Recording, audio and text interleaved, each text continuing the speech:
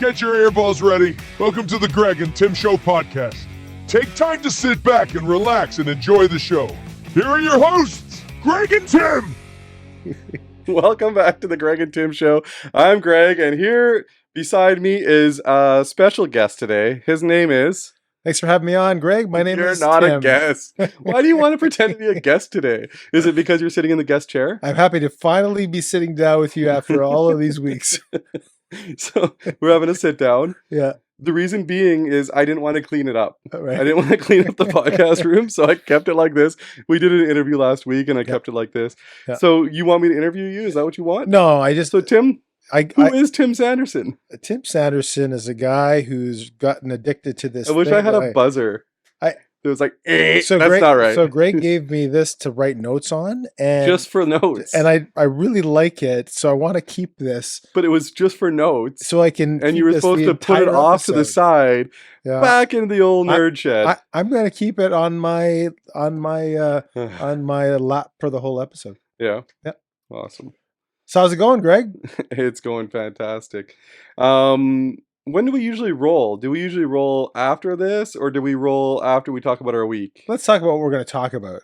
Let's talk about what we're going to talk about? Yeah, and then we roll. So we're going to say, like, are we talking sports? I don't know. Let's just roll. Grab your phone. It's podcast time. It's the Greg and Tim Show. It's the Greg and Tim Show. So how was your week, Tim? Now that we've rolled, last week we rolled after 15 minutes. It doesn't matter. And this time it was like 3, so that's better. There is rules. My week's been great. It's been so warm in it's Winnipeg. Beautiful here. I don't know if you're from anywhere else in the country or the States or whatever, but in Winnipeg, we're at the beginning or end of January, early February, and the average highs are like -15, -12 to -15. Yeah. And it's been like plus degrees Celsius. I don't know what that is in Fahrenheit. Yeah. But every day it's like the ice is melting. Taking my dog for walks. It's really, really dirty though. Yeah, I know. I put a outfit on my dog so that when I get home, I can take the outfit off and he's not dirty. Yeah. But the outfit is disgusting. I'm dodging ice down my street the entire time. You have ice on your street? I don't have any ice. Yeah. It's all water now. It's been +6 all week. +6 in Winnipeg, just for people that aren't from Winnipeg. +6 in Winnipeg is very much like it's a 25-degree swing. It's usually -25 to -30 at this time. Yeah, well, global warming, right? I think it's called climate change now. I think they changed it. No, when it's I think, warm. what's her name? Greta Van Susteren? Greta Van Wig? What's her name? Greta Van Winkle. Greta Van Winkle. She changed it to global, to climate change. She changed it? Mm-hmm. I thought Trudeau might have. Thunberg. Thunberg? Thunberg. She's the one that changed it. So yeah, we're hanging out in the chairs here today. We thought we would, talk about our week, but you haven't even told me about your week other than the fact that it's been warm. Well, that has enabled me to go for daily walks and loving it. And you're enjoying every moment. Yeah, so daily walks with my... So it is going to get cold.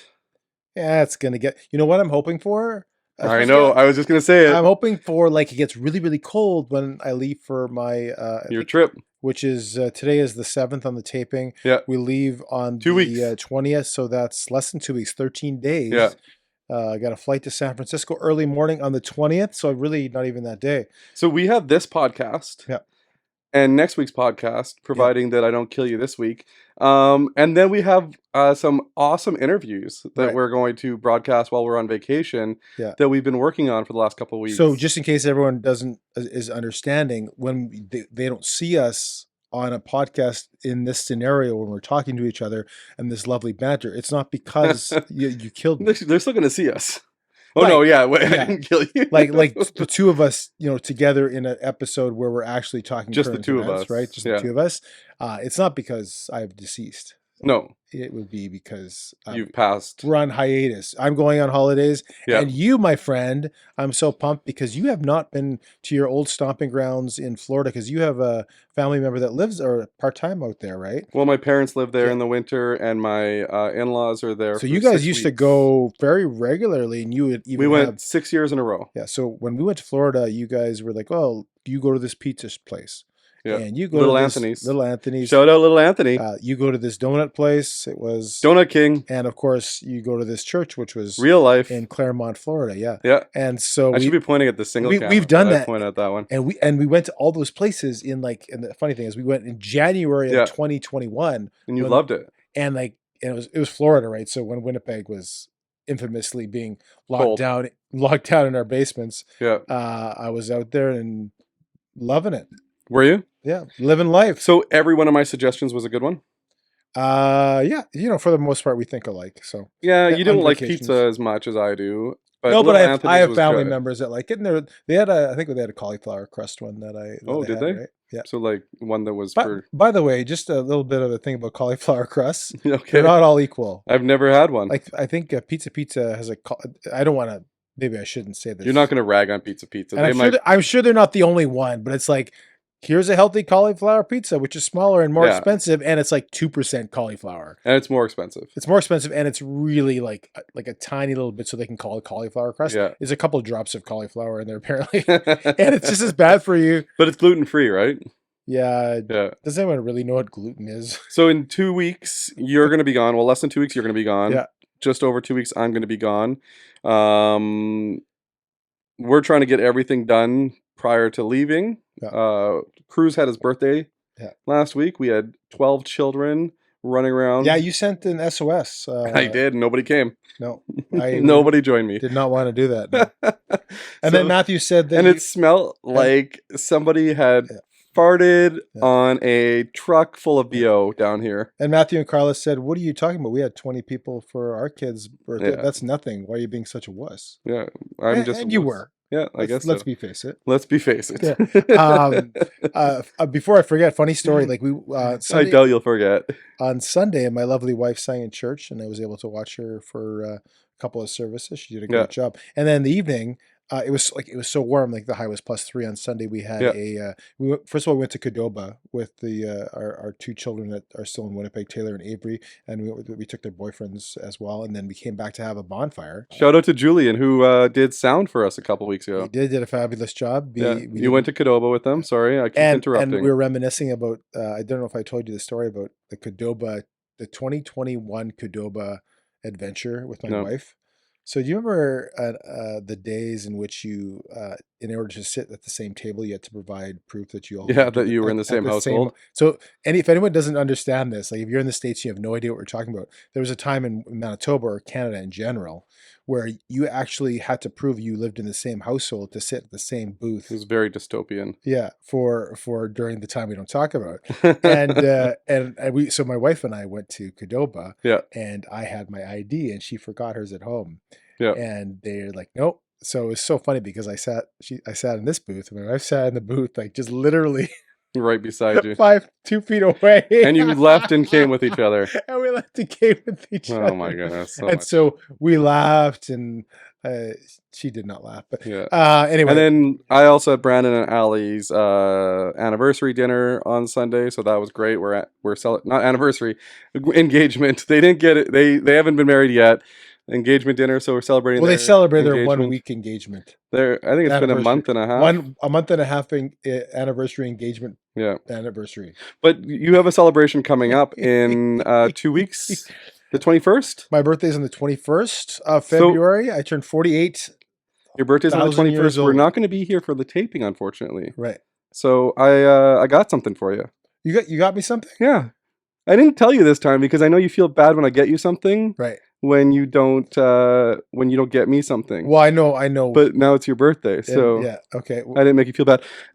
Billy, behind that box there, is something that's wrapped. Can you pass it to me?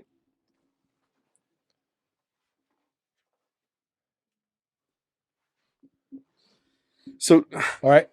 No, not yet, because I know what happens. That ungrateful so-and-so. That ungrateful. You're just going to rip it and toss it off to the side. There's going to be wrapping paper everywhere. Just so everybody knows, I've been very difficult today, pre-taping. You were wearing white socks that had like paint on them and other... They didn't have paint on them. Your white socks actually looked like your shirt. That wasn't paint, it was blood, first of all. Second of all, I forgot that white was bad. The paint, your socks actually looked like your shirt, but your shirt was made like that and your socks were not. Anyway, this is something that I hope that you really like. I don't know if you will. It has something to do with the Mandela effect, maybe. Oh no. So everybody, you're really excited. It's a Paw Patrol paper. Paw Patrol paper. Yeah. Show that camera. Paw Patrol. Yeah. Paw Patrol. Is this my personal camera? That's just you. That's just me. Everybody. They're looking right into your soul. Good to see you. Ooh, that's not good. Okay. See if you like it. I don't know if you got this. It's a book. It's a book. Yes, you're right. Oh. 2 minutes for two. Oh, it's a Curt Keilback book. Yeah. So I love Curt Keilback. You were texting me the other day. Yeah. That you were like, hey, I love him like I love Sandberg. I love Curt Keilback. I was so mad when they came back. When they came, I'll get a little close up here. Look at Greg got me for my birthday. 2 minutes for talking to myself, which is what I feel like sometimes on this show. And there's a picture of Curt Keilback. Jets, Coyotes, Tails, Opinions. I guess those are certain things in the book. Yeah. It's a very interesting book. It's got a lot of like behind the scenes stories of what happened and Jets history and player history and his history as well. It talks about like it actually talks about why he stopped broadcasting with the Coyotes, which I got to, which was a really good chapter. So I'm just gonna read this book for the rest of the You're not gonna read it for the rest of the episode. episode. The beginning. So Curt Keilback, like, so the people that don't know, because you can throw it wherever you want. You can put it in the middle here if you want. Show it off. For people who don't know who Curt Keilback is, Curt Keilback used to be the voice of the Jets when we were kids. Yeah, I thought he was. I listened to a bunch of radio guys. I thought he was like one of the best. Yeah. Underrated. He was in Winnipeg, so you never got the respect that he kind of deserved. So did you know that he was the voice of the Jets for 15 years? Well, yeah, of course. 79 to 94. Definitely. And he wasn't the voice for the last 2 years. Do you remember who was the voice? Munzie? Nope. Munzie was the voice of the Moose. And then he was when he came back. I think he was part-time. He was part-time with the Jets, the new Jets. But who was 95, 96 voice of the Jets? Tell me. Kelly Moore. Oh, yeah, Kelly Moore. Kelly Moore. And I think he still does some broadcasting stuff. Or he was when TSN 1290 was here. So he was the broadcaster for the Jets from 79 to 94. Yeah. And that was from like the first years of the NHL being in Winnipeg, right? Yeah. Was that when the Jets started, 79? Well, they came into the league in 79-80, yeah. Okay. And they were the worst team in the league, so 81 they got Howard Chuck. 80-81 they got Howard Chuck. Do you know why he became a broadcaster? Nope. So he was a broadcaster in Regina for the Pats, I believe. Right. And his dad worked with Friar Nicholson and who's the other guy? Cactus Jack? Cactus Jack. Remember Cactus Jack? Cactus Jack Wells, I think, is right. Yeah. Remember the Happy Honker? Yeah, for the Bombers. Was it the Bombers? I think it was the Jets. No, it was the Bombers. I remember that. Yeah, 100%. Okay. Anyway, so his dad worked with them. Yeah. And I also bought the book. Yeah. Just to give a little bit of backstory, because I'm like, I get Tim a mug, I buy myself the same mug. I like to have the same things. But anyway, so I've been reading it, and his dad's nickname was the Kid. Okay. Jim Keilback, I believe, the Kid. And so Friar Nicholson said, "Get the kid's kid," or Cactus Jack Wells, one of the two said, "Get the kid's kid." Yeah, because he was doing Pats games, in Regina, I believe. Yeah, and he thought he was just going to come over and be like a guy that worked with the Friar Nicholson, because Friar Nicholson was the play-by-play guy. He thought he was going to do just some light work, where he ended up doing a lot of the heavy lifting and became the voice. And then, what's your favorite? Do you remember favorite calls at all? Oh, of course. Essence of the say, the Jets have the power play. Shot around. Yeah, shot, save, rebound. Yeah, and he was so good. And then he wasn't able to, when the Jets came back, like honestly, like no offense to anybody who does radio broadcasting Play-by-play. They came back till now in the last 12 years. Yeah. They're not as good as Curt Keilback. And it's, again, no offense, it's not even close. Yeah. So I'd never understood why he wasn't at least considered to be the voice of the Jets when they came back. I always thought there was some things under the table that happened that neither the book or the organization, as you know, the Jets can be very tight-lipped. They are. Yeah. That it's a story that I don't think we'll ever know, but it seemed like something went down. He does tell the story about why he was let go from the Coyotes, right, in the book, right, which is very interesting. How that story goes. Just 1 year, he didn't get his contract renewed. Yeah, and there's a good story. I won't ruin the whole book for you. I told you I'd read it here on air, and then they're gonna have Chapter 1, 2.5 speed, at 2.5 speed. Once upon a time. So sorry, I'm gonna have to answer this, Tim. This is actually the second part of your birthday present. Oh, hello there. How you doing? I think Hi. You are Tim. Tim. Good to meet you. I'm Greg. Good to meet you. Good to see you. Tim, this is the second half of your birthday present. We're gonna sit down and Curt Keilback. Hey, this is good. We just finished talking about you a ton. Uh-oh. Because he just opened up the book. Oh, I got the book for him for his birthday. Oh, wow. Did you find anything positive in there? Oh, yeah. Lots of questions. Lots of questions. 10 good things, 2 bad things, but hey. Okay, hey, that's good. Yeah, that's good. So we're going to sit down and chat with him. Awesome. Awesome. So we're going to give Curt the big seat. Okay. The big seat. The big seat. And I'm sure you know how these work. Yeah. So this part is got the dot. So that's where you're speaking to. Okay. Tim, you got this guy here. You want to be over there? Yeah. So let me get my setup done here too. Awesome. So this is fantastic. I'm super excited that you're here because I'm also glad to be here. Good. I'm Good. also a huge fan because Right. I grew up with you on the radio as Tim did. Yeah. And this might sound a little weird or creepy or whatever, but I would fall asleep to you calling the play-by-play back in the day. Does that sound weird or creepy? Yeah, I don't know whether that's flattering or not. I put you to sleep. Well, no, I know. You didn't put me to sleep. No, I know. Actually, it's funny. I hear from a lot of people who said that they after bedtime they'd sneak a radio and and listen. And my voice is the last thing they would hear. Yeah. Yeah. So I think that contributed to the fact that a lot of people your age think highly of me because of that. Yeah. Yeah, exactly. Well, some of the games were late at night, so the game if it's in LA, yeah. So the 7-7 game against when Jamnov had those 5 goals, right? That game's not ending till midnight. Well, we're 12 years old. Yeah, we're tired. Well, right? you're 12. I'm only 9. Yeah. Oh yeah. Okay. So.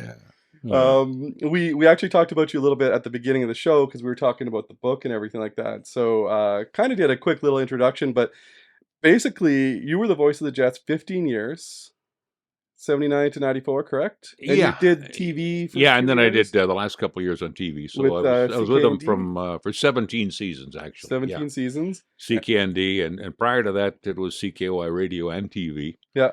And there was CGOB was mixed in there a couple of times too. So this was all back before TSN and all that kind of stuff, right?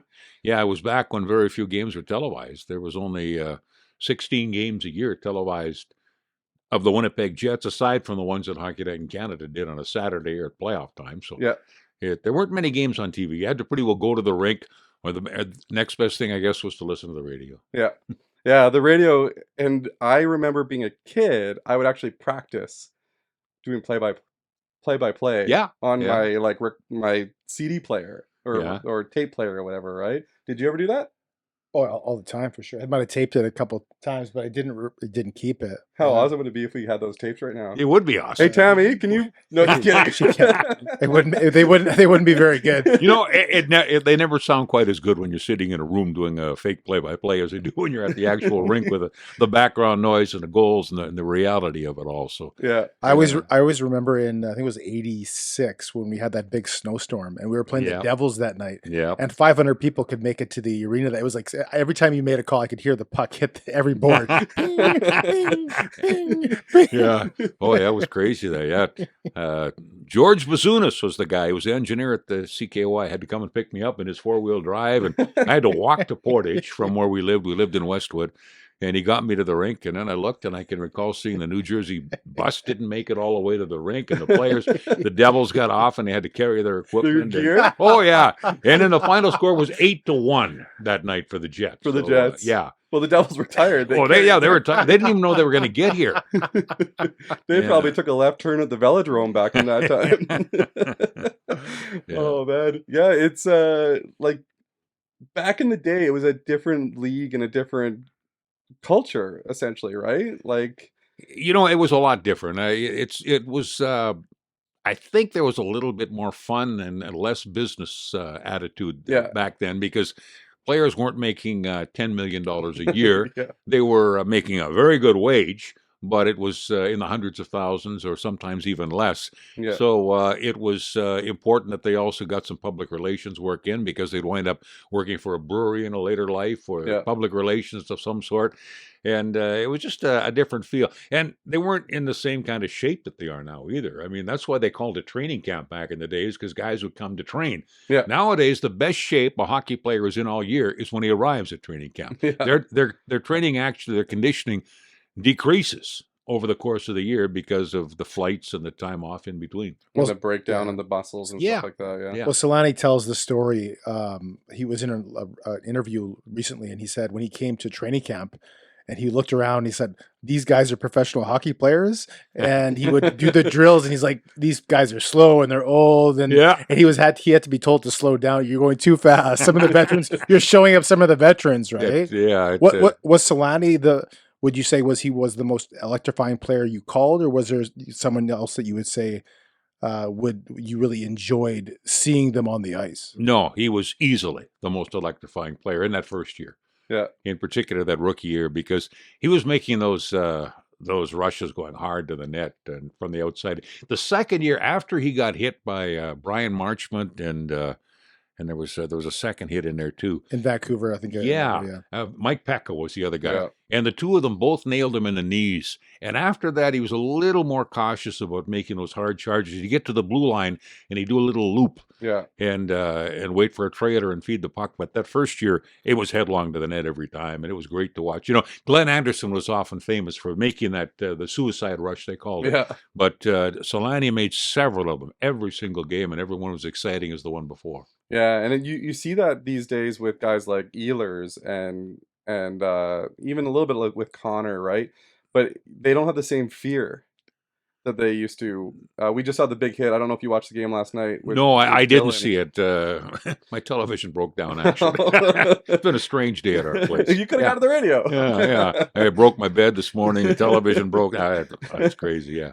But they didn't have. They had fear back then. Like you said, Solani decided eventually stopped doing it. Yeah. Now they have less fear, I think, of that kind of stuff happening. Yeah, right? well, it's not as physical. I mean, I shouldn't say not as physical. It's faster, so when they hit, I guess it hurts more. Yeah. But they're a little bit less likely because of the head hit, the things, the suspensions, the fines, and all the rest of it. So it's they take a little better care in that way. But yeah, there were more fights in those days, and it was just a bit rougher game, intentionally rougher. Now it's still rough, but not as meant to be as rough. Well, plus the fighting is pretty much taken out of the game, right?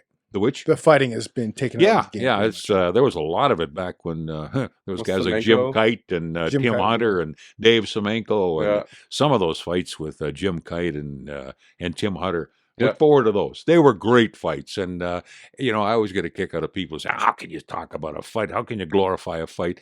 Every time those guys fought, everybody in the They place got was up on their feet. Yeah. You don't tell me we weren't enjoying it. So it was hypocritical for people to say that. They enjoyed it. It was part of the game. It's less a part of the game now, obviously. And that's probably a good thing.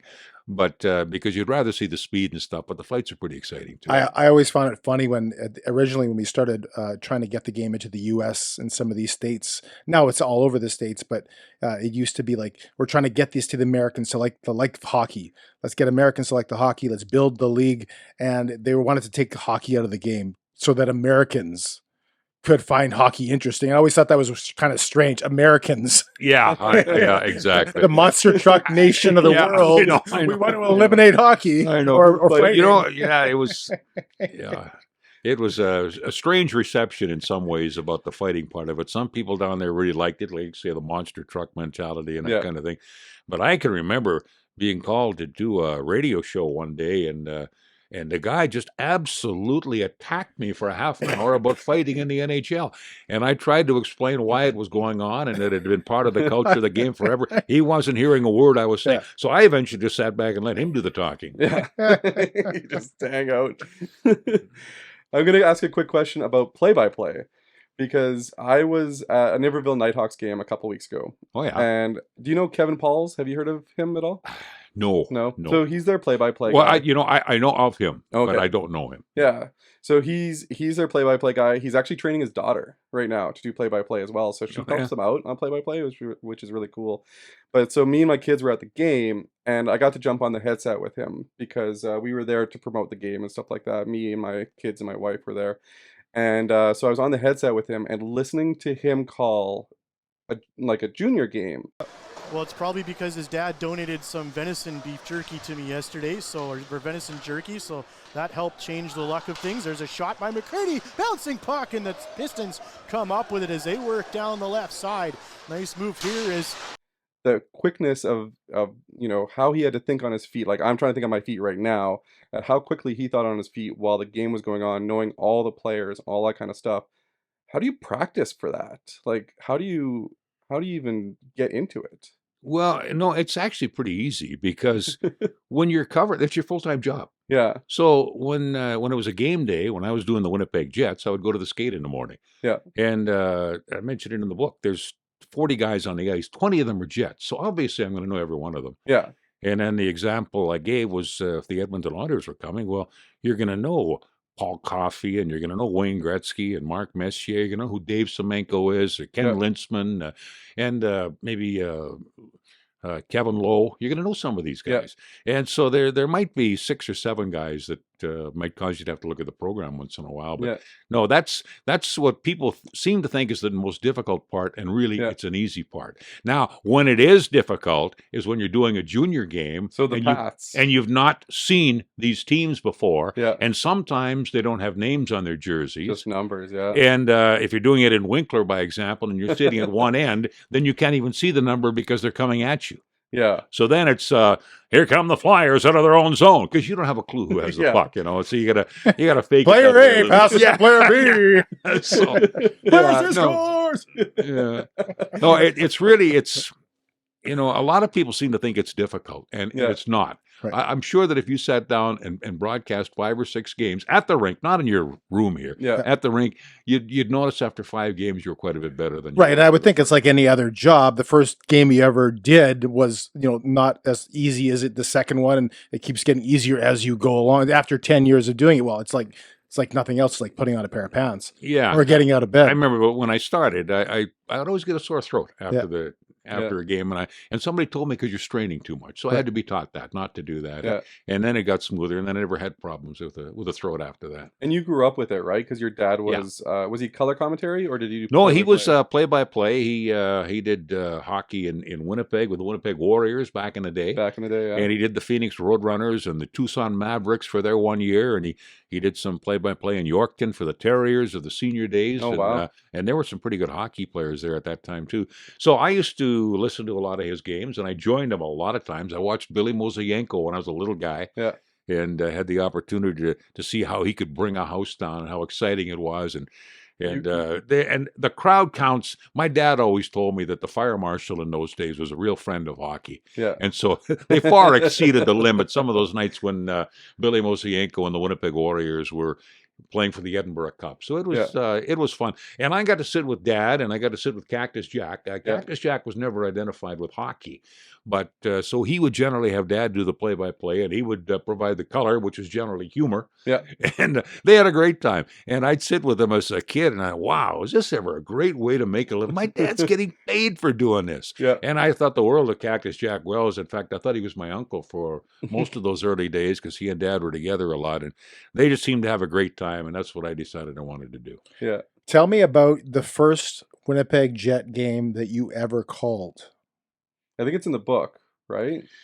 I think no, I don't think it is. The first Jet game I ever did was in Colorado Springs. Okay. Oh, okay. They called it the Broadmoor World Arena, and it was the Colorado Rockies in those days. Yep. And Don Cherry was the coach of Colorado, and it was an exhibition game, obviously, and we went down there, and the charter flight left at 3:00 in the morning. I did mention it in my book that I hit a cow on my way to Winnipeg that day, and I showed up to go to this game in a car that was kind of a messed up thing. But anyway, we got on the charter about 3 or 4 o'clock in the morning. Yeah. Flew to Colorado Springs. It was the first time I'd met Friar Nicholson or John Ferguson or Bill Sutherland and Tom McVie, and first time actually I'd ever seen an NHL hockey game.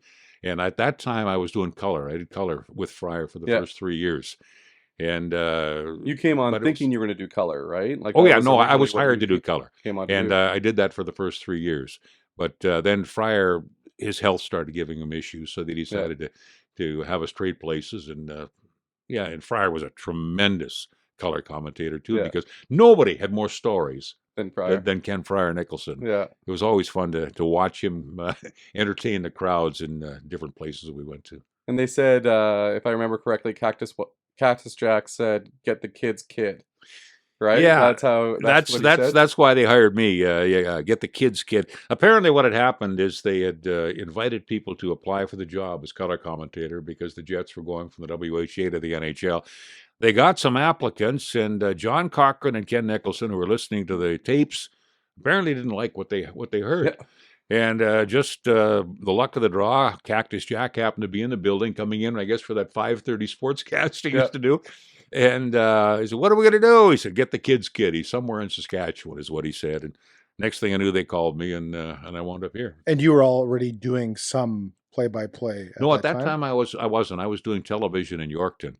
And I was doing news, sports, weather, commercials, variety shows, anything, but no play-by-play. So you literally hadn't done a stitch of it, and you just heard your dad do it. No, I had done it before. I'd done it for 4 years because I had done radio prior to television.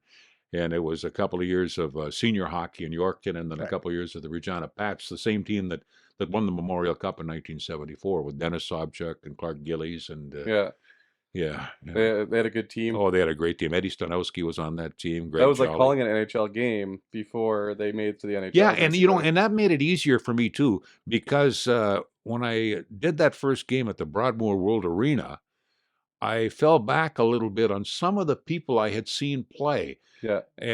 Who had played in the Western Hockey League against the Pats, and they were playing at that particular time. So I got to tell some stories about them, and it helped to tide me over until I knew a little bit more about what I was actually watching. Yeah, no, that's awesome. So you did the Jets games until 1996, and then you moved over to so your dad was a Phoenix Roadrunners announcer, you said? Yeah, Dad had been doing the Phoenix Roadrunners, and then they changed. They were bought out by an outfit from Seattle, and they went into the WHA, and that didn't work out so well. So Dad was still down in Phoenix when I got there, but he wasn't doing hockey anymore. Oh, okay. Yeah. So do you kind of feel like you followed? Well, it is kind of funny, It was in 1959. My dad left Winnipeg to go to Yorkton to broadcast hockey. Yeah. 1979, I left Yorkton to go to Winnipeg to broadcast hockey. So, and then we both wound up doing it in Phoenix, and so it did kind of work out in a funny way. Yeah. And your story, if you don't mind, can you tell the story about how you got the job in Phoenix? Because I thought that was one of my favorite parts of the book. Oh, yeah. Well, that was I'm not trying to give away the whole book here. No, but no. I don't favorite mind ones. telling the story. I'm just trying to think back. It was just a situation where the Jets were pulling out, and I had no job, and I had to do something. And what am I going to do? And so the obvious solution would be to go to Phoenix and be the voice of the Coyotes. So I can remember getting on the plane. I got a plane almost immediately, and I flew down all the way to Minneapolis and then all the way to Phoenix. I've never concentrated so hard in my life. I kept asking myself, okay, I'm going to walk in. I'm going to meet this guy. He's going to ask me why I deserve to do these games. So I thought of answers to every conceivable question he could ask me. And then when I did get there, I went the next morning, I went to the Coyotes office, which at that time was downtown Phoenix. And I saw a receptionist there, and I said, is Sean Hunter in? And she said, yes, he is. Have you got an appointment? Well, I knew with the way she said it, if I didn't have an appointment, I wasn't going to get to see the man. So I said, to heck with it. I barged right by her, burst into his office, and I said to Sean Hunter, who looked at me like this, he said, there's only one person for the voice of the Phoenix Coyotes, and you're looking at him. And he said, who the hell are you? so then security. And fortunately, because I had rehearsed on the plane all the way through, no matter what he asked me, I had a brilliant answer for it. And I could tell I was impressing him. And then we went down to his car because he was catching a flight to Denver. And all the way down the elevator, and as he's pulling away in the car, I was still talking. I wouldn't stop talking. And so I kind of had a feeling that I impressed him. And sure enough, a week later, because it could have backfired. He could have said, nobody walks into my office like that. You get the heck out of there. Yeah. But you're intimidating. How tall are you? Well, at that time, I was 6'3". So you're still 6'3". Yeah. So you're an intimidating guy, and he's sitting at his desk, right? So if you came over, and he's not a big man. And with your voice too. Yeah. But I went in bold, and it worked. Yeah, that's awesome. What's so fast forward, the Winnipeg Jets get announced 12 years ago as coming back to the NHL with the Winnipeg Jets, the current Winnipeg Jets, and for me personally, there's never been anyone like you to announce games for the Jets. Whatever they have now is very good, but it's not the same. I always thought that your level of calling games was higher and above than what we have been used to. Thank you. I never understood why you weren't given consideration for the job when the team came back here. Do you have any ideas on that? My only idea on that is what had to be one of two things. Either they just didn't like me, or I think the reason was they were trying to get away from the old Jets. They wanted their own thing. They didn't want to be tied in. They didn't want to call the team the Winnipeg Jets. Mark Chippen did not want to call them the Jets initially. And it was people demanding, and that's what people wanted, so that's what he went with. And I guess going back to me would have been another step toward the past, and I think they were trying to bury that. And they're trying to carve their own niche type of thing. Yeah. And I understand it. I was disappointed by it. Yeah. And as a result, I didn't watch any games for the first few years. I've just begun watching them now. Yeah. Because I really wanted to do them, but you didn't miss anything in the first few years. No, you know what though? You got to remember, I did the Winnipeg Jets when they went 30 games without a win. So I mean, nothing they could have not established would have been a surprise to me, or anything I wouldn't have identified with. That's something that fans forget about here. Like, obviously, we weren't old enough to know that kind of stuff, but there was a time that were really dark years in Winnipeg that had really bad teams until they started making some trades and drafting, and they got their guy with Dave Babich in the draft that one year that they really wanted. They got Howard Chuck, I think the year after or 2 years later. Yeah, Dale came the year after, because they went from the worst team ever with only with that 30-game winless string to the most improved team ever the following year. When in 80-game season, they improved by 48 points. They went from 32 points to 80. Yeah. So, and that was with the infusion of Dale Howardchuk and Paul McLean and Eddie Stanowski and Doug Sotard and Serge Savard. So there was a lot of really good additions to that team. Tom Watt was named the new head coach at that time. Was he coach of the year that year? He was. Yeah. Deservedly so. When the WHA folded and there was that dispersal draft, and we weren't allowed to keep that team intact.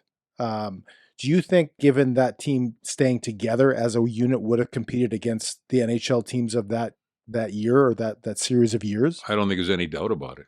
Yeah. I mean, they were, and I asked a lot of people that same question, and so did Fryer.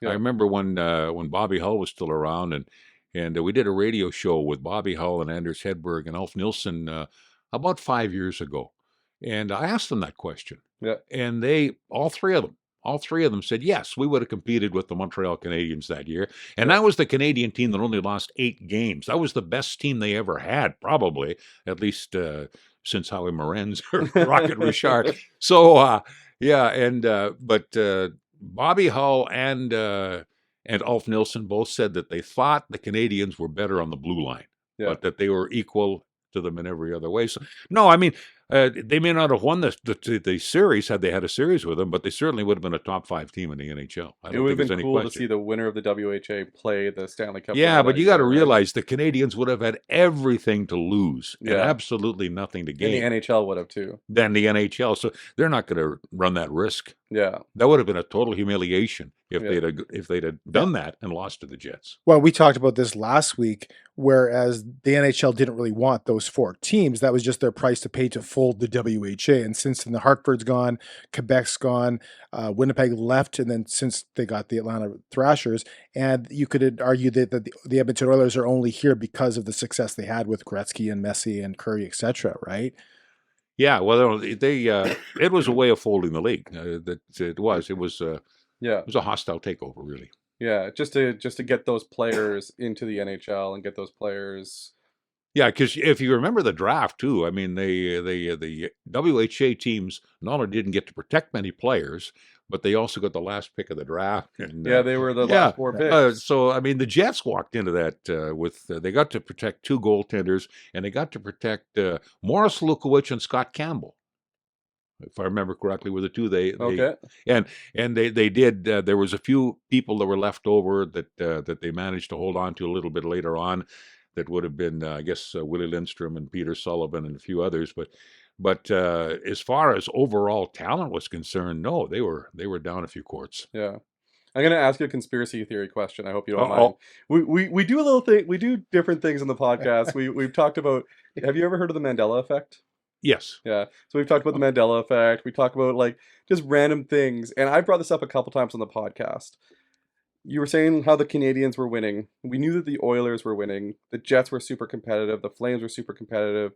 The Oilers won a whole bunch of years. The Flames won. The Oilers won. And then there was a lockout year. The Montreal Canadiens came back. Or the Montreal Canadiens won the Stanley Cup in '94, correct?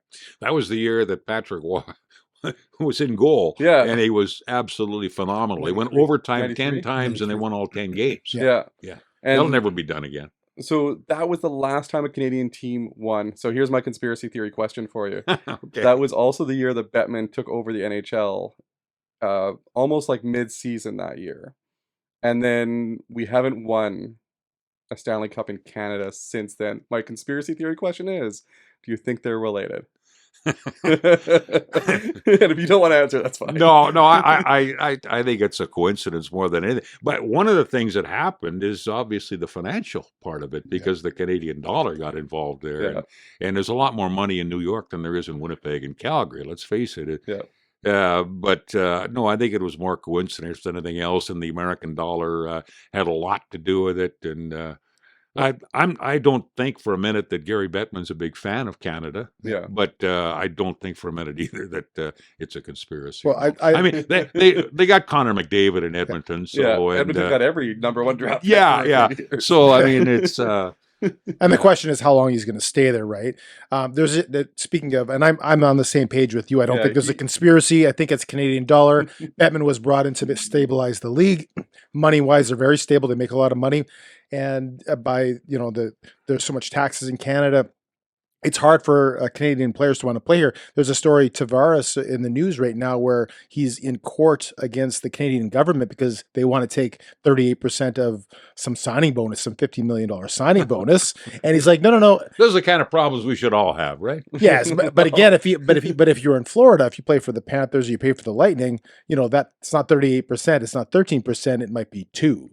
Right, or 1 or 0. So, it doesn't matter how much money you make; you want to keep it all. Yeah.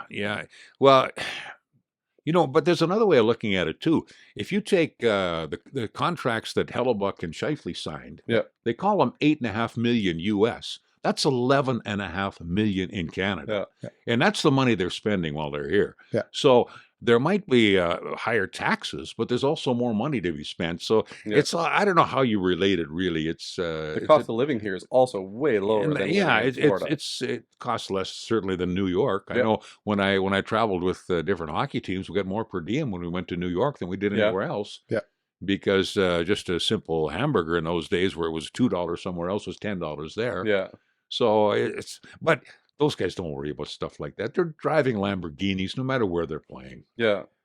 Speaking of traveling and following the team or calling the team, what was your favorite city to call a game for the Jets in on the road? Well, I always liked going to Montreal. A great place. The Forum was something special to go into, and it was the way I kind of had envisioned it when I was watching it in black and white as a kid. But Chicago Stadium had an atmosphere unlike any other. Just the sound and the way it carried, and the organ they would play, and the guy who sang the anthem was phenomenal. And the whole building would shake, and they would sing, and it got you going. It really got you going. So, and Boston was good.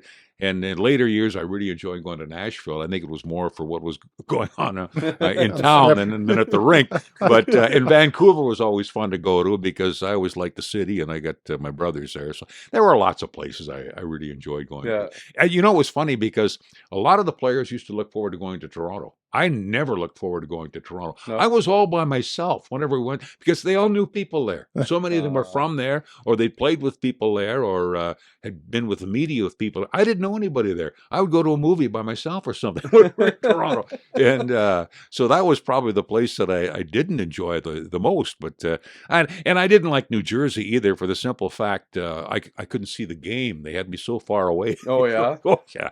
The vantage broadcast booth? New Jersey was the worst in those days. And there were times in San Jose, too. San Jose could be, you never knew. Sometimes they would put you way up in the rafters, and other times they would give you a great seat. It all depended, I guess, on how many broadcasts were being done and how significant they thought you were. What was it like broadcasting at the Civic Center in Ottawa? Oh, that was good. That was close to the ice. Because you were on, was it on the wall? But it seemed to me, though, that you had to open up a glass. Yeah, like you're in a cupboard. You had to open up this door and stick your head through. And the color man had his own cupboard door, too. So it was kind of a different feel there. But kind of old school. Yeah, it was. I like going to the old, smaller rinks. Like the one they got now in Phoenix. I would love to do a broadcast out of a building like that. And the little one, because it's great when you're close to the ice. I had the opportunity to do some junior hockey. You can hear people talking to one another, and you're close to the action. And it was that way in the Boston Garden. You were close to the action, and to a degree, the Montreal Forum. And I always thought when we were doing games at the old Winnipeg Arena, that I had the best seat in the entire NHL. I loved the broadcast location there. It was right over center ice, the way that the catwalk took you there to the overhanging booth, and it was just a perfect spot. Yeah, that's fantastic. Yeah, I always looked at the catwalk in the old Winnipeg Arena. It always scared me, right? Because you would see because in the upper deck, it was such a deep, incline, right? So you're sitting there, but you look straight across and you see the guys walking across the catwalk getting into that booth, and I'm like, man, that's just it was at the Pacific Coliseum in Vancouver, though. That was a catwalk. Yeah, we used to invite people to be our guests in intermissions, and lots of times they wouldn't show up because they wouldn't cross. They wouldn't cross because you had to walk right over the ice, and it was wooden, and it had knotholes in it. So you'd be walking and you could see the ice. It didn't bother me, and it didn't bother some people. But I remember we had a guest. I can't remember who it was. One time he said, "How am I going to get out of here? I can't go back." There's only one way back. We had to basically hold his hand and take him back across when the game was over. He stayed with us for the rest of the game. He just hung out. Yeah, it was different, but. Yeah, and another thing I remember about Pacific Coliseum in Vancouver, remember the voice Tom McVie had? Yeah. I could hear him with the headset on. I could hear him bellowing to his team. He was on the other side of the ice, I don't know, a couple hundred feet away. It didn't matter. You could hear him. Yeah. I mean, the building at times was quiet, I guess, but He had an incredible voice. We actually went to Vancouver, and I had no idea that Pacific Coliseum was still there and being used for games. So you could walk on the catwalk right now if you wanted to go take a flight. Yeah. And Old Maple Leaf Gardens is still there. They're using it. It's half a grocery store and a half a rink underneath it now. Yeah. They kept the ice plants. There's some, I think, what was there one in Montreal too? There's one. The Cow Palace is still there in San Jose too. It's in San Francisco. I didn't realize that either. Yeah. And then what were we saying? Montreal's still there? No idea. The Forum? Yeah. Didn't we say we were going to walk to it after the game? And we were like, "Oh, that's too far. We're not going to go all the way there." I don't remember that. I'm pretty sure I don't know if it's.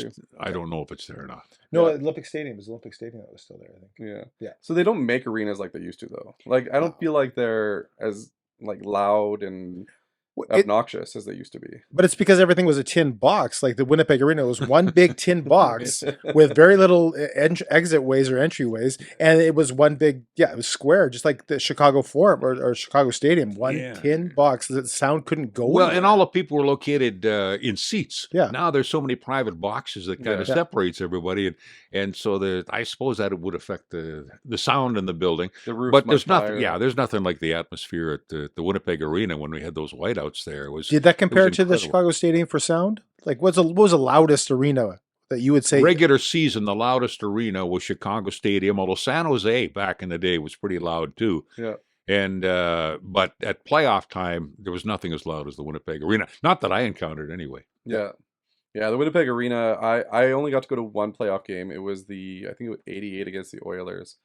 And I got to sit front row in the upper deck. And I always said like that was the best seat in the arena because you're like sitting on top of the ice basically, right? Yeah. You could see everything happening. And I'm guessing that was like you doing play-by-play, you got to sit in the best seat in the arena a lot of the time. At the Winnipeg Arena in particular, it was just the vantage point was phenomenal. Yeah. You couldn't miss anything. You could see the whole ice and right hanging over center and looking straight down. It was good. It was really good. I remember in 1990, and I was 14 years old, and my friends and I got our face painted with Jets blue and red, and we went to that game, triple overtime game, and Dave Ellett scored from the point, and the place, I've never heard anything so loud in my entire life when Ellett scored up 3-1. We're like driving home and swerving around Edmonton Oilers fans and, trying to knock a couple of them off. And that was the high points of my Jets fandom. And of course, I don't want to talk about what happened after that, but I'll always remember that's my number one memory of being a Jet fan. That brings up some strange conversations at home because we had a strange situation happen there. My son was quite young at the time, and he was at the game with his mother. And now it was a school night. So after the first overtime, she insisted they go home. Luke is still upset about it. I think he was 8 years old or something like. He still gives it to her about that. So they get home and they got the radio on, and just as they pull into the garage, they hear me say, "He scores!" Jets win. Yeah. So there's been some banter about that over the years. I remember. I was sent to bed early in the final game against Calgary when we finished that series off. I can't remember which year it was, and I woke up and we have good news and bad news. The good news is we won the series. Oh, great! What's the bad news? Howard Chuck got cross-checked in the ribs. Was that McCowan? Yeah, Jamie McCowan. Yeah, Jamie McCowan. Actually, Dale kind of leaped too. It was McCowan cross-checked him. There's no question, but Dale jumped as he often did when he crossed the blue line and. It was a really bad. So it got him right underneath. Yeah, it got him right in the rib cage, and it was cracked ribs, which I guess is the equivalent of broken ones. You can't breathe. Yeah, you can't breathe. You can't play hockey. Yeah, exactly. I remember we went to hometown hockey. I think it was the first year hometown hockey came to Winnipeg. It was in Selkirk actually, and Jamie McCowan was one of the guys that they brought to sign autographs, and I'm like, this is just bad PR. Like, why would you bring Jamie McCowan? Yeah, he was the villain there for a while in Winnipeg, for sure. Yeah, he wasn't liked. But but speaking of Winnipeg, so players you saw, like you were saying, Hellebuck signed, Scheifele signed. Players are signing in Winnipeg long term for the most part. You talked about Mario Marois in one of the chapters about how he was not happy about coming to Winnipeg originally, and then he lived here and he became a Winnipegger essentially, right? Yeah, he was a grouch. Yeah. For sure. Well, actually, that was his persona too. He put on the grouch thing like Randy Carlyle did, or like Friar Nicholson did. Yeah. And underneath, though, he was a pretty good guy. Mario was, but that first year he was unhappy. He didn't want to leave Quebec. It was where that was his home. He was the captain of the Nordique. I can understand it. Yeah. And he got traded away. You feel like you're rejected. And but then once he got to appreciate Winnipeg, he didn't want to leave. And of course, he was upset when they traded him, and they traded him back to Quebec City. They traded him right back. Total reversal. Yeah. Remind me before you go on. Who was he traded for? I forget. Was it Robert Picard? One of the deals was, I think it was for Picard. Like when you say that they sent him back, who you got traded? No, at the beginning when he came to Winnipeg. Oh, okay. I couldn't remember. And he came. I can't think of it. But that was when the Jets were trying to make a run that year, right? Gord Donnelly was involved in there somehow. Yeah, I think so. Okay. Yeah, so he changed his mind and liked Winnipeg. You lived here, you grew up in Saskatchewan and that type of thing, and you moved to Phoenix for the Coyotes, but now you're back. What brings you? Oh, I love the winter. Yeah. No, it's home, and it's where our sons are, our grandkids are. And also, I was only 57 when I left Phoenix, so I still had intentions of working, and I was only licensed to do what I was doing. You didn't knock down the door here, though? No, I didn't knock down the door. Maybe I should have. Maybe that would have worked. But no, I didn't. I didn't take that. You didn't take that approach. That approach. This particular. I kind of thought they knew who I was, and that if they wanted me, they'd let me know. I did let them know that I was interested. Obviously, I had to do that. And but that didn't work out. But Winnipeg is a great place. Like we talk about it, that some people that watch aren't from Winnipeg, right? So they wouldn't know what it's like here. But a lot of people choose Winnipeg as their home afterwards. Like Scheifele and Hellebuck have signed for an 8-year deal, and it seems like the Jets have been able to sign these players. Do you think it's a draw to the organization, or do you think it's a draw to like cost of living, or just to winning right now? I think it's a draw to the organization, and I think it's a draw to winning. I can recall when the Jets had some good teams back in the mid '80s, and there were a lot of people who wanted to play for that team when they had Dale and McLean and Boschman and Steen and the whole works of them. It was a popular landing spot. There were people who wanted to play there. I knew of a couple. In fact, one guy, and I don't think he'll mind me. Mind you, he was from Winnipeg. Was what's the heck's his name now? He played with the Calgary Flames. Anyway, I'll get back to that. But so they want to win. Players want to win, and so if they can win a Stanley Cup in Winnipeg, it might sound a lot better than Phoenix, and where they, it's up to the individual. Some guys like the sun. Yeah. Some guys. I remember one time we went on a hockey trip from Phoenix. And I can still recalling Wayne Gretzky, who was the coach at that time, standing at the elevator and saying, "I've never seen this before." One of the players brought his clubs on a road trip. And it was, I guess, about March or April. We were playing a game in Edmonton, and the guy had brought his clubs with him, and they were sitting outside the elevator. So I don't know who it was. I never did find out. I had a suspicion. I don't know who it was. But, so... Yeah, well, and there's great golfing in Phoenix. Yeah, but I don't know. They were bringing their clubs to Edmonton. I can't quite figure that out. in the middle of February. So switching gears a little bit, you were in the movie Goon. Is that correct? You played the play-by-play individual, correct? Yeah, what was it like in that playing something you did for a living, but in a movie form? It was fun. Yeah, I totally enjoyed it. And it was something different to do. You don't normally have scripted play-by-play. Yeah. So there was a certain amount of that, but they gave me liberties. They said, this is just a guide. You can go off in your own little way as you want. I found that the toughest part was trying to invent names as you're going along, because you find your mind will go, if you say Green, the next thing's going to come to mind is going to be Brown. You say Smith, the next thing's going to come to Jones. So you're trying to think of new names. Well, they flew me to Toronto eventually to do another take about some more play-by-play, and I was on the plane home from Toronto, and I thought, you dumbbell. I figured out what I should have done, but it was too late. I should have thought about all my old high school buddies. Yeah. They would have, I could have had, here's Schindel to Ford, to Golden, and to Balako, but I didn't think of it in time. Yeah. And so meanwhile, I'm trying to invent names as I'm going along. Anyway, that was the hardest part. Yeah.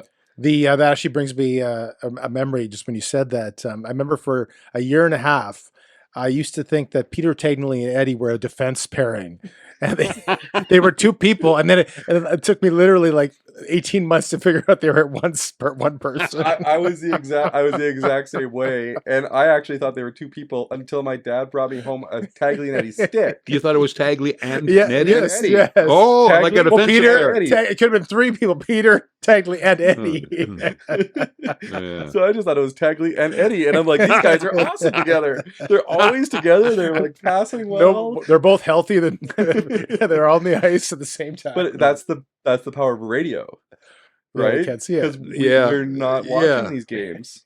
Yeah, you picture somebody, and you don't know what they look like, but you got your own image of them. Yeah, I think radio is a lot of fun because you paint a picture. Yeah, and you're totally on your own. You don't have somebody in your ear saying, well, we'd like you to talk now about the ticket sales that are coming up, or a particular player that maybe you hadn't been too impressed by in that game. Yeah. You want to talk about somebody else, which you could do on radio because you picked your own spots.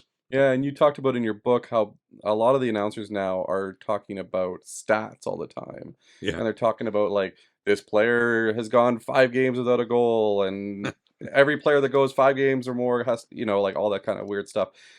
Back in the day, you used to go more based on, like, feel of the game, if I remember correctly, right? Well, I try to. Yeah, I always thought that if I didn't sound like I was enjoying the game, yeah, the people that are listening aren't going to enjoy the game. Yeah. It should be contagious. And so I tried to get into it. And there were some games that weren't all that exciting. And so then you have to kind of kick yourself in the butt a little bit and say, hey, you got to put on a show here, man. Get at it. So I used to do something stupid, though. I used to turn up my headset volume so it would be screaming in my ears. And now I'm paying a price for it. I got severe tinnitus as a result. But it got me more into the game. And I see disc jockeys do that. I remember when I was working on radio and I'd walk into stations, the disc jockey would have the music on so loud. You're going to regret this one day. Yeah. And you do. But it was a way to get into the game more if it was quiet and slow. Yeah. And if I was in a place like New Jersey where there was no sound, then I had to just listen to myself really loud. Yeah. And you also say that homerism is a big problem in hockey these days with a lot of the announcers in the States. Like Fox Sports, we go down to Florida and I'll watch hockey on Fox Sports or on some of the other channels, and the homerism is like through the roof a lot of the times, right? And you said that you tried to keep it even keeled in terms of like for both teams, and you're trying to announce for both teams very similarly, right? Yeah, I think it's part of that is being a different era too, because in my day, you were hired by the radio station or the TV station, and you did the game, and you tried to be neutral, even though obviously inside you had a cheering interest. But now, most of them are hired. A lot of are hired by the hockey team. When I was in Phoenix, I was actually an employee of the Phoenix Coyotes. That didn't change my approach. I still wanted to sound like I wasn't. Yeah. And fortunately, they didn't seem to mind that too much. Yeah. And I think that's one of the reasons why that Ovechkin call that you did is literally your call, even though it was a Washington play. Now picked up by Ovechkin. Here he comes. Ovechkin trying to drag it through him there. Oh! Scored! Yeah, it had that goal happened in certain other buildings, the guy who called it wouldn't have been as excited as I was. Yeah, Right. You're right. Yeah, you're right. And like they would have just used the Washington call, because the Washington call would have been probably the most exciting one if it wasn't yourself calling it, right? But it's a testament to yourself that they use your voice on that call for a player that isn't even your team. Yeah, I've always been kind of flattered by that. That it's always that replay that they use, because I have heard the Washington call and there was nothing wrong with it. Yeah, but obviously they considered mine better, and it drags it through. Like, who comes up with that in a second? Like, you literally, and like I said at the beginning, you have seconds to figure these things out, and drags it like this isn't even a play that you've ever seen before. Yeah. Right? It was great. Me and Tim were talking about it a couple episodes ago, actually. So speaking of homerisms, I don't know if you ever caught Phil Esposito in Tampa. Have you ever heard him do a radio color? No, actually, you have to go on XM radio, catch a Tampa Lightning game. It's Fox Sports, right? Well, he does the local Tampa radio, Tampa whatever. Broadcast. And so if you want a homer, it's like Uncle Phil on his, if you can imagine, grumpy Uncle Phil on a couch doing color. It's him. Okay. And it's the most homer you'll ever see. It's hilarious. It's entertaining. It's that much. So, and I just thought I'd mention it because if you ever get a chance to, but we don't get a lot of those broadcasts here, right? We have to go to the States to see them because all we get here is Sportsnet, TSN, or local, right? So we don't, and I think that some of the guys here do a good job of keeping it less homer, but you get Edmonds on the call, and you can tell the difference between a goal for us and a goal for them, right? So and you know what, to tell you the truth, Edmonds, it's a natural thing though. It really is. I had to kind of temper myself a little bit, I suppose you would say, but only in the early days, and then it got to be totally habit, like riding a bike. Yeah. But there's no question, though, that you do get more excited when the team you're covering scores, especially when they're playing a playoff game against the Edmonton Oilers, the Calgary Flames. Yeah, it was great. It was fun to be at, and it was a great time. Speaking of which, what was your favorite game you ever called? If you were to pick a number one, what would that be?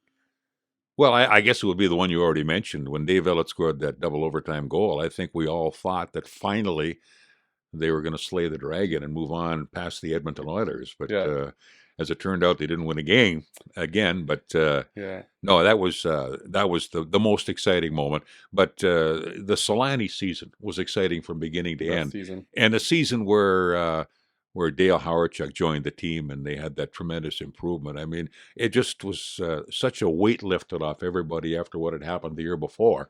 Yeah, that there were some great times. I'm sure if you're someone from Edmonton or something, you think, well, the highlight is a double overtime game in a series you lost. I mean, because it was a little different there. Yeah. But there was a real feel for the team here, a closeness that the people had. They identified with it, and I think people got a little frustrated at times. Then they'd get excited, only be let down again, and you kept pulling for the little guy. It was like that the train, I guess, that little train. The only problem with the Jets was they were in the division with the Oilers. Well, yeah, because I don't think there's any question that they were one of the top 3 or 4 teams in the entire National Hockey League in 1985. For that 1 year, that was the one. That was their best year, and and I mentioned that in the book that I was led to believe, and a lot of people believed that they would win it all that year. Yeah. And of course, what happened with Dale. But in the final analysis, the biggest difference that year was Grant Fuhr played goal for Edmonton, and Brian Hayward played goal for Winnipeg. Yeah. And not taking anything away from Brian Hayward, although it certainly sounds like I just did. He was a National Hockey League goaltender. Yeah. But Grant Fuhr was an elite National Hockey League goaltender, and it was like trying to beat Patrick Waugh in a playoff game. You couldn't do it. I mean, the Oilers, of course, they had the firepower in the first 2 periods to score a bunch of goals, and then when they decided to tie things down, well, there was Fuhr. And if you remember correctly, if Fuhr was somehow injured, they had Andy Moog behind him too. Yeah. So they and Bill Ranford after that. Yeah, that was a couple years. Yeah, that was the last year Fuhr was there. Bill Ranford was his backup. So it would have been interesting, if some of the goaltenders that they had later on had been there at that time, Essenza or Habby Boulin. Yeah. And later on, I got to watch a great goaltender in Phoenix and Sean Burke, and you get to see people like that playing and say, wow, what a difference that kind of goaltending makes. And they're seeing it right now with Connor Hellebuck. Can you imagine Connor Hellebuck with that team? Yeah. Oh, man. Well, we were talking about, even forget the Jets. Like, the Jets didn't win the 15 years in 1.0, and now in the 12 years we haven't come close to a cup. Well, that 1 year in 2018 we kind of came close to it, but not just in Winnipeg. In the combined 27 years, you have places like Toronto, with the Maple Leafs, who have star talent, who haven't won in how many years? We talk about that all the time, right? The 60s, wasn't it? Yeah, exactly. So it's been 60 some odd years, almost 70 years for Toronto. Or in basketball, you have the Sacramento Kings, 71 years. Detroit Lions in the playoffs now, where they had that big lead on San Francisco, and now they're out. They haven't won in close to 70 years too. Cleveland with the Guardians. So you have it's hard to win a championship in all leagues. Forget Winnipeg. Well, it is, but you got to do the math too. 32 teams in a league. So if you win 3 Stanley Cups in a century, you've done really well. Yeah. So that's very true. I'm going to ask you a question that you probably don't know the answer to, but you might have a bit more insight than I or Greg does. And we talked about this last week. In 1979, when the Winnipeg Jets entered the NHL from the WHA, Wayne Gretzky was traded from the Indianapolis Racers to the Edmonton Oilers because Indianapolis needed some $700,000 or some money infusion. And there's a story that I heard that's kind of been now in mythology, where the infamous backgammon game between Michael Gabati and Peter Pocklington. Sorry, not Peter Pocklington, but the Indianapolis individual who the GM was. Nelson Scalbania. Nelson Scalbania. And the story, of course, and I don't know how true it was that Gabati did not play backgammon, so he lost that, and he ended up being traded to the Edmonton Oilers.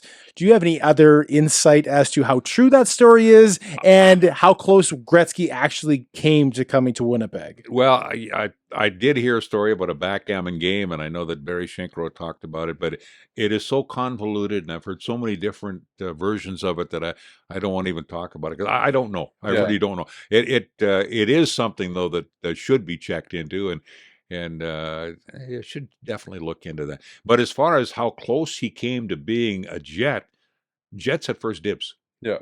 Nelson Scalbania called Ben Hatskin and offered him Wayne Gretzky, and I think they wanted $100,000 for him, which was a lot of money in those days.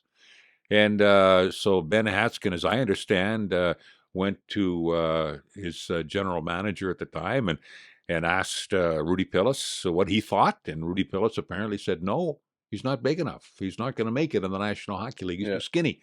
So they said, okay, and Peter Pocklington jumped on it, paid the $100,000, and the rest is history. Yeah. Yeah, it's crazy how one move could have changed any franchise at that time, right? It's true, but sometimes when you think of it, it would have been great having Gretzky here, obviously. But there's other people who wouldn't have been here if they'd had Gretzky. Yeah. They wouldn't have had the early draft picks that got them Dave Babbage and Dale Hawerchuk, by example. So it would have been a different makeup to the team. Gretzky may have been on a bit of an island here. Yeah. In those days. And of course, when he got to Edmonton, he wasn't, because he was there with Messier, and later Coffey came along, and they had that goaltending that you spoke of earlier. So, it was, and also Kevin Lowe was there from the early days too. So he had some talent that he was with, and he would not have had that kind of talent had he shown up in Winnipeg in 1979. Yeah. Best goalie you ever called? Well, that I saw on a regular basis was Grant Fuhr. Okay. But that I've seen... that gave you fits calling.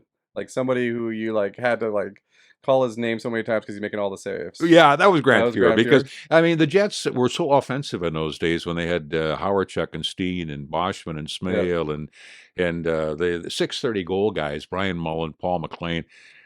Dave Babbage, Randy Carlisle on the blue line. They were firing pucks at that guy all night. They'd get 40 shots regularly. I remember one game I did, I think it was a playoff game, and the shots on goal at the end of the first period were 21-7 for the Jets, and the score was 3-0 Edmonton.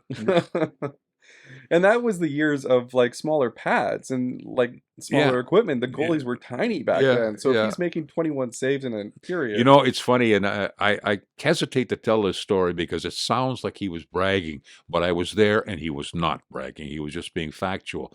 Grant Fuhr was a goaltending coach with the Phoenix Coyotes when I was there. Okay. And he and I often would have breakfast on the road. And we'd often hearken back to the days of the mid-'80s and the series that they had with Winnipeg. And he had a lot of respect for a lot of the players on the Jets, and he loved playing in Winnipeg, and obviously good reasons. He played great here. But one day I said to him, you know what the biggest difference between the mid-'80s Oilers and the mid-'80s Jets was? He looked me straight in the eye and said, the goaltending. And I said, yes. And he was just being honest. That's all. And it was totally honest. And I remember talking to Dave Ellett and Paul McLean and a lot of other people too, who were here for the Heritage thing. And they all said the same thing. Paul Coffey said the same thing. The goaltending was the biggest difference. And Ranford played in that game. Did Fuhrer play in that game too? The Heritage game when they had the old timers? Fuhrer was there. I don't know if he played, but he was. He may have been golfing. Solani looked like he could still play, and it was only like 2 years after he had already after. He had. The funny thing you mentioned Fuhrer in that game where Zhamnov scored those 5 goals in that tie in L.A. Fuhrer was the goaltender for the Kings. If I'm not correct, if I'm not mistaken, I believe so. Yeah, not Rudy. I thought it was Fuhrer. I could be wrong. His 4th of the game, beating Grant Fuhrer, who had come on in relief for the Kings. But Zhamnov was saving his best for last. Sent it to the blue line, and now down the right side, Zhamnov looking again. He shoots, he scores! What a move! His 5th of the game! I didn't know if Fuhrer played for the Kings. I know he played for Buffalo, and he took Buffalo on that big run back in the day, too. Yeah, he played with St. Louis as well. Yeah. Fuhrer did, so... I don't remember him playing for LA, but I could be right. But was Gretzky with the Kings in that game? You know, I wasn't at that game. Right. That was when I was doing television. Oh, okay. So I didn't actually see the 5-goal performance by Zhamnov because at that time we weren't doing all the games on television. So is it weird to think that back in the day we only saw like 2 games a month on TV versus now we see every game. Now you see every game, and it's easy to be super critical of the team when you see every game on TV now, right? So you get a lot more criticism. Whereas when we listened to it on the radio, we thought there was 2 guys, Tagley and Eddie. Right? Well, now the added issue is not only do you see more games, but you can complain about to millions of people on the internet at one particular time. Now, if you were upset about the Jets, you might have told 5 people at the one at the grocery store. Maybe you talked to your uncle, and then your best friend. You complained to 4 people. Now you complain to 4 million people in 5 seconds, right? Yeah. So, you get your keyboard warriors giving it their thing, and yeah. This is awesome. Well, do you have any other questions at all? I know that I want to be very cognizant of no, I just have to say it's been an honor to talk to you. And like, I wasn't kidding before when I said, you are my childhood. You are our childhood. Yeah. And growing up, no voice could I associate with that than your voice. And like he said about listening to every single game, like you said, there's only a couple games on TV, so we listened to it, and we could imagine the games. And you are the reason why we could imagine so vividly everything that actually happened, whether it was in Boston or New York or Chicago. That memory sticks so much into my head and in our past, right? So it's just such a thrill to actually talk to you and see you today. He has 2 loves.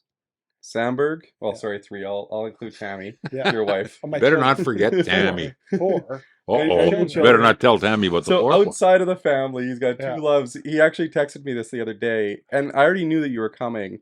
And we had a clip from you talking about Dale Hawerchuk on our last podcast, and I put it in there on purpose because I knew you were coming this week, and I wanted to see his reaction. I had no idea. We watched it. I'm complete shock. And I put the clip in there, and he literally texts me. He's like, Keilback, or effing Keilback, he put on there, and I'm like, what do you mean?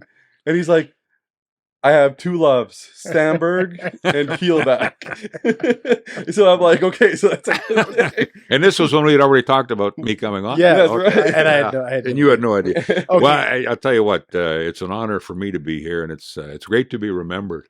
Yeah. And, but I always am aware of the fact that the local radio broadcaster back in those days, and I mentioned it in the book, has a tendency to be pretty popular because he is the voice you associate with growing up. And like you say, going to bed at night and that voice in your head, and it creates a bit of a bond. So, but it's a great feeling, and I always enjoy having conversations like this with people like yourselves. I really appreciate you saying yes, because, it's easy to say no. And I know that it takes a lot What of else would I be doing? I don't know. Well, you'd be getting a new bed. Fixing your bed. And a new TV. That's something you could be doing. So before, I cannot let this opportunity pass. Okay, and again, I didn't let him prepare at all. So no, I'm not prepared. These questions. This is just cold. Okay, I need you to do a call for me. So here's a scenario. The Jets have the power play. It's the mid to late 80s. They win the face-off, back to the point. The shot is blocked. The Edmonton Oilers scoot out on a 2-on-1. And I'm not doing a half-hour play-by-play. Bob Essenza makes the save. Power play. Just a scenario. You have any freedom, just like in the movie, to do whatever you want. Jets have the power play. They have a shot. It's blocked. The Edmonton Oilers come the other way, 2-on-1, and Essenza makes the save. Can you do that for us? The Essenza save part is probably the golden. Jets have the power play. They send out. Just a shot blocked. Okay, you don't give them so much. Where does the puck start? The puck starts at the shot. At the point. The one-timer. And the shot is blocked at the point. And then they rush on. And it's a 2-on-1.